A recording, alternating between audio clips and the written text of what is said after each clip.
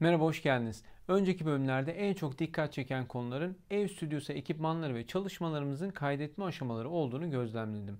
Yani bir şarkıyı, bir dublajı, bir gitarı ya da bir sanal enstrümanı kullandığımız kayıt yazılımında kaydederken işin içinden en kolay nasıl çıkarız sorusunun cevabının merak edildiğini gördüm.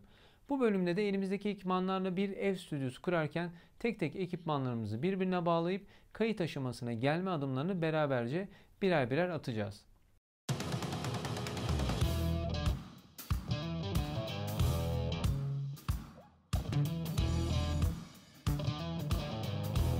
Eklememi ya da düzeltmemi istediğiniz bir yer olursa, konuyla alakalı bir sorunuz olursa veya daha fazla detay öğrenmek isterseniz lütfen yorumlarda belirtin. Şimdi arkamda bu görmüş olduğunuz uzun masayı önceki videolardan hatırlarsınız. Ben özellikle tüm malzemeleri yan yana dizdim. Beraber bunları nedir ne değildir diye inceleyerek ilerleyeceğiz. Öncelikle kayıt hayatımızın büyük bir yüzdesinde bize eşlik edecek bu yol arkadaşlarımızı tanıyalım. Kayıt yazılım programımızı çalıştıracağımız bir bilgisayar, bir ses kartı, bir kondansörlü mikrofon. Kondansörlü mikrofonumuz yoksa bir dinamik mikrofon, bir referans kulaklığı, bir çift referans stüdyo hoparlörü, bir çift izolasyon süngeri, tercihe göre seslendirme ve vokal çalışmalarında kullanılmak üzere bir mikrofon izolasyon paneli, bir MIDI klavye, kondansör mikrofonumuzla beraber kullanacağımız bir pop filter, tüm bu cihazları birbirine bağlayıp aralarındaki iletişimi sağlayacak kablolar ve tabii ki bunca ekipmanı rahatça kurup kullanabileceğimiz bir çalışma masası. Şimdi biraz da detaya girelim ama öncesinde masayı bir toparlayalım isterseniz. Eğer kayıtlarımızı band gibi bir analog ortamda yapmıyorsak bilgisayarımıza kurduğumuz kayıt yazılımı onu sanal bir stüdyo gibi kullanmamıza olanak tanır. Bu programlara İngilizce DAW yani Digital Audio Workstation, Türkçesiyle de dijital ya da sayısal ses iş istasyonu diyebiliriz. 2017 istatistiklerine göre en yaygın şekilde kullanılanları Ableton Live, Logic Pro, Pro Tools, FL Studio, Cubase, Studio One, Reason ve GarageBand denilebilir. Bununla ilgili kaynak linki aşağıya bırakıyorum. Referans kulaklık ve monitör, kaydettiğimiz ya da üzerinde çalışacağımız sesleri en doğal şekilde yani bas, tiz ya da mid sesleri bilinçli bir şekilde parlatmadan ya da sönümlemeden yani öldürmeden bize verebilen frekans cevabı düz ya da İngilizcesiyle flat olarak adlandırdığımız dinleme gereçlerimiz. Bir stüdyoda ses kartı ile beraber belki de en önemli unsur bu bileşenlerdir. Sonuçta yaptığınız son çalışmaya kadar parçanızın her halini bu cihazlarla dinleyecek ve her şeyi bunlardan aldığınız cevaba göre yorumlayacaksınız. Bütçenizi ne kadar iyi bir duyum için bu sistemlere ayırırsanız üretim ve kayıt süreçlerinize getirisi o kadar büyük olacaktır. Ses kartı elimizdeki enstrümanı, dilimizdeki sesi, piyanodan gitara, dublajdan geri vokale, perküsyondan flüte aklımızda ses çıkaran ne varsa bunu dijital ortama aktarmamızda bize faydalı olacak. Tercihen artı 48 volt Phantom Power özelliği olan gemimizin kaptanlarından biri aslında. Bunu bilgisayara bağlayıp sinyal alacağımız cihazları da girişlerine takarak kaydetmek istediğimiz sesleri DAW'ların içine alıyoruz. Yalıtım süngeri ya da geri tepme önleyici. Bunların işlevi montörlerde üretilen ses enerjisinin masaya aktarılmasını en aza indirip duyulan sesin yansıma ve ek doğuşkanlar oluşturmadan kulağa gelmesini sağlamaktır. Biraz açmak gerekirse montörün alt kısmındaki yüzeyde sönümleyici hiçbir unsur olmaksızın ses enerjisinin masaya iletilmesi bas, mid ya da tiz sesleri öngörülmez bir biçimde farklı duyulmasına sebep olacaktır. Yani masadaki titreşim kayıt ve mix aşamasında bize yanıltıcı bir sonuç verecektir. Ayrıca masaya iletilen toplam titreşim enerjisinin azalması da komşunuz ile olan ilişkilerinizi korumanızda yardımcı olacaktır. Buraya smiley koyalım. Stüdyoda kullanılacak mikrofonlar için genel görüş ve tavsiyeler kondansatörlü mikrofonlardan yanadır. Kondansatörlü mikrofonlar ses kartınızın üzerindeki artı 48 Phantom Power ile çalışırlar. Bu yüzden mikrofonunuzu ses kartınıza bağlamadan önce ses kartınızın Phantom Power özelliğine sahip olduğundan emin olun. Aynı stüdyo monitörlerimizin altında kullandığımız gibi mikrofonlarımız için de çeşitli yalıtım ve yayınım yani difüzyon gereçleri kullanabiliriz. Bunların işlevi ise adam akıllı akustik düzenlemesi yapılmamış ortamlarda vokal yaparken ya da enstrümanımızı çalarken arkasında bulunan odanın boşluğu, duvar, pencere, perde ya da benzeri malzemelerden yansıyacak seslerin asıl kaydetmek istediğimiz seslerin karakterini bozmasını engellemek.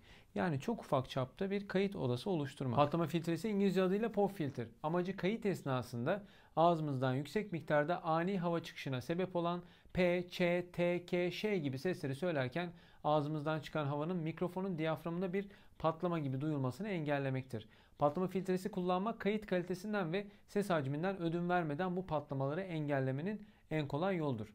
POV filtre ek olarak bir de vokal panelimizin kullanılması ve kullanılmaması arasındaki kayıt farklılıklarını da sizlere ayrı bir bölüm olarak hazırlamayı planlıyorum ama şimdi konudan çok uzaklaşmayalım isterseniz. MIDI klavyeye geldik. Bilgisayarınızda yüklü olan kayıt yazılımlarında halihazırda bulunan ya da sonradan sizin kurduğunuz VST Türkçesi ile sanal stüdyo teknolojisi adı verilen sanal enstrümanları çalmanıza, bu enstrümanlardaki notaları ve davulları tetiklemenize yarayacak bir kontrol cihazı. Günümüzde bir MIDI klavyeyi kayıt sistemimize bağlamanın 3 yolu var. Birincisi en eski yöntem olan üzerinde MIDI giriş çıkışı olan bir ses kartına MIDI girişinden bağlamak. İkinci olarak son yılların en yaygın yöntemi olarak USB girişinden direkt olarak bilgisayara bağlamak. En son olarak da en yeni özelliklerden biri de Bluetooth teknolojisi ile kablosuz bağlamak ve MIDI sinyalini bu şekilde iletmek. Başka bir faydası da eğer bir USB çoğaltıcı hub kullanmıyorsanız bu teknolojiyi halihazırda az USB girişi bulunan bilgisayarlarda, özellikle Apple bilgisayarlarda kullanarak USB'den ve kablosundan tasarruf edebilirsiniz. Kablolara gelince kablo konusunda da sinyallerimizi kayıt sistemimize iletecek kaliteli ama belki nispeten ortalama bir üründen biraz daha fazla bütçe ayırarak alınacak kabloları tercih etmemiz iletilen sinyalin gittiği yere kayıpsız ve bozulmadan gitmesi için çok önemlidir. Alacağımız ürünlere ne kadar para harcamalıyız sorusu aslında en çok sorulan sorulardan birisi. Daha önceden de dediğim gibi elimizdeki ekipman kadar güçlüyüz ve en zayıf ekipmanlarımız kadar iyi kayıt alabiliriz. Projemizin artık son adımında elde edeceğimiz ürünün, yani kaydımızın son halinin kalitesi sistemimizdeki en kalitesiz bileşenin kalitesi kadar olacaktır diyebiliriz. O yüzden alabileceğimizin en iyisini, işimize en çok yarayan cihazları tercih etmeliyiz. Masaya gelince ben derinliğini çok önemsemeden geniş olmasını tercih ettiğim bir masa edindim. Çalışırken bana göre genişliğinin derinlikten daha faydalı olacağını düşündüm. Tabii sizin seçeceğiniz masanın büyüklüğü, tercihleriniz, kullandığınız ekipman ve kullanabileceğiniz boş alana göre değişiklik gösterebilir. Şimdi isterseniz bütün ekipmanları birbirine bağlayıp adım adım stüdyomuzu oluşturalım. Bilgisayarımızı yerleştirelim. Biz tam ortalarında oturduğumuzda kafamızla 60 derecelik açı yaparak eşkenar bir üçgen kuracak şekilde monitörlerimizi koyalım. Altlarına yalıtım süngerlerimizi yerleştirelim. Ses kartımızı elimize attığımızda kolay erişebileceğimiz bir yere koyalım. MIDI klavyemizi ortaya yerleştirelim. Genelde ben bu mesafeden kullanıyorum. Belki bir mutfak çekmecesi, rafı gibi bir şey edinip yapabilirsek masanın altında da konumlandırabiliriz tabii ki. Artık pek adaptöre de ihtiyaç duymuyorlar. Yeni MIDI klavyelerin birçoğu hem gücünü USB'den alıyor hem de bu yoldan sinyal taşıyorlar. Bir taşla iki kuş. Mikrofon ayaklığımıza mikrofonumuzu bağlayalım. Önüne de patlama filtresini yani POV filtremizi yerleştirelim. Burada az önce bahsetmediğim bir parça daha görüyorsunuz. Bunun adı da şok askısı. İngilizce adıyla shock mount. Sektörde örümcek diyenler de oluyor tabi ama örümceklik bir durum yok görüldüğü üzere. Bu parça iki metal çerçeve ve bu çerçevelerin lastikler yardımı ile birbirine tutturulmasından ibaret. Amacı ise mikrofon ayaklığından gelecek olası titreşimleri zaten çok hassas olan mikrofonumuza ulaşmadan lastikler yardımı ile sönümlendirmek.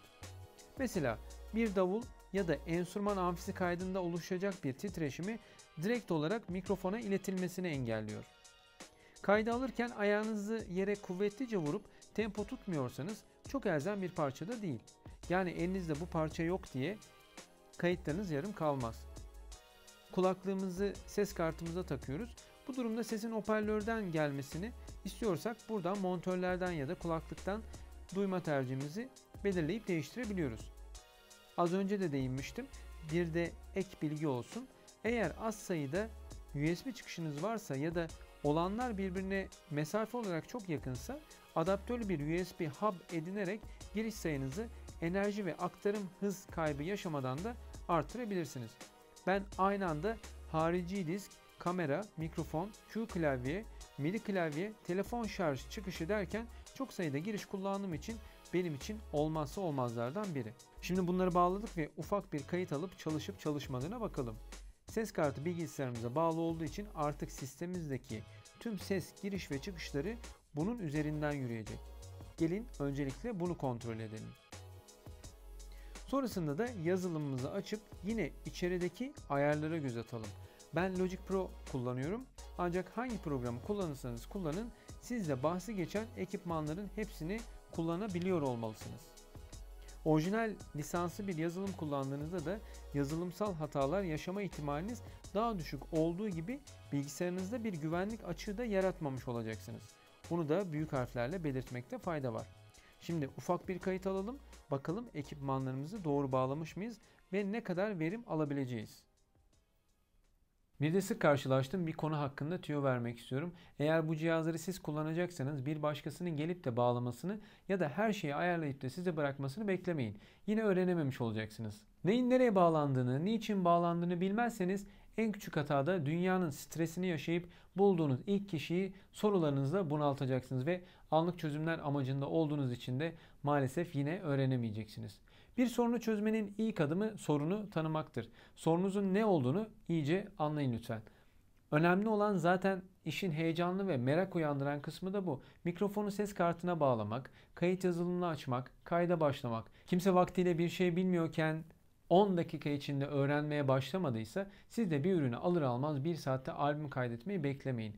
Hem sabırlı hem dikkatli hem de meraklı olun. Zaten cihazların üzerinde ne girişi çıkışı oldukları yazıyor. Ayrıca kullanım kılavuzlarında da çok detaylı bilgiler var.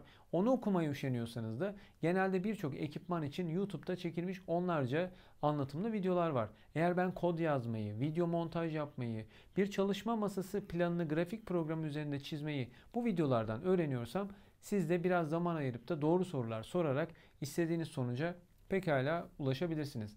Aklınıza her gelen soruyu Google'a, YouTube'a sorarak doğru sonuçlara ulaşabilirsiniz. Ama bir bilene soru soracaksınız. Hoparlörümden neden cızırtı geliyor ya da kayıt programım neden çalışmıyor gibi sorular sormanız iki taraf için de verimli olarak geçmeyen büyük zamanlara mal olur. Sorularınızı doğru anlayıp önce kendiniz çözmeye çalışırsanız başka birine soracağınız sorular da o kadar isabetli ve verimli olur. Kondansörlü mikrofonumu RT48 Phantom Power vererek bir ses kartına bağladım ve kayıt yazılımı içerisinde giriş kanalından seçtim.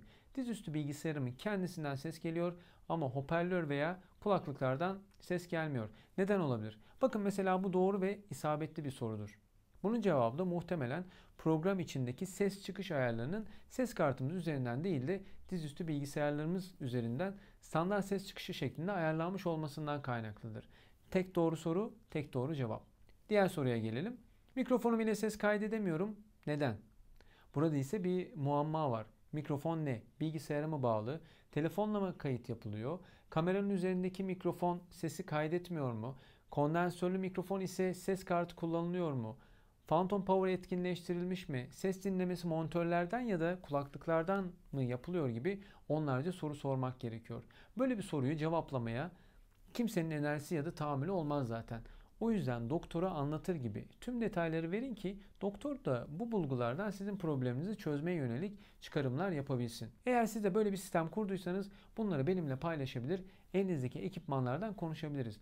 Önemli olan kalabalık ekipmanlar sahibi olmak değil, yapacağınız projelere en uygun cihazları edinmek.